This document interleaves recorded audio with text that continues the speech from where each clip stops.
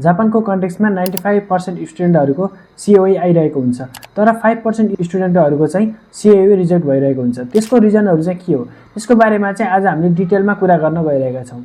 First reason भनेको चाहिँ language. तपाईँले N5 त पढिसक्नु भएको हुन्छ, तपाईँसँग सर्टिफिकेट पनि हुन्छ, तर इन्टरभ्यू लिँदाखेरि इन्टरभ्युअरले कहिले पनि सर्टिफिकेट मात्रै हेर्दैन, तपाईँको कम्युनिकेसन स्किल कस्तो छ, तपाईँको ल्याङ्ग्वेजमा कतिको क्लियरिटी छ। र भोलि बिहान तपाईँ जापान गएर स्कुलमा पढ्दाखेरि तपाईँले त्यो अन्डरस्ट्यान्डिङ कतिको राम्रो छ भन्ने कुरा चाहिँ मेन फोकस भएको कारणले ल्याङ्ग्वेजमा चाहिँ एकदमै राम्रोसँग फोकस गर्नुपर्ने छ।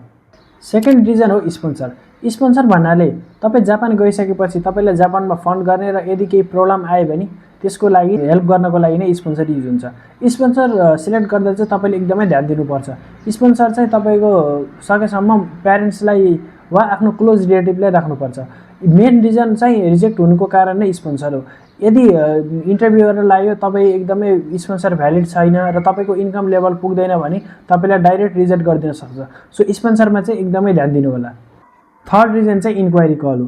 इन्क्वायरी कल भन्नाले हजुरलाई एम्बेसीबाट कल आउनु हो। यो एम्बेसीबाट कल चाहिँ यदि हजुरलाई अथवा स्पोन्सरलाई आउने गर्छ र कहिलेकाहीँ ब्याङ्कलाई पनि आउने गर्छ। कलमा क्वेसनहरू चाहिँ तपाईँको एकाडेमिक क्वालिफिकेसन र पर्सनल डिटेल्सहरू हुनसक्छ।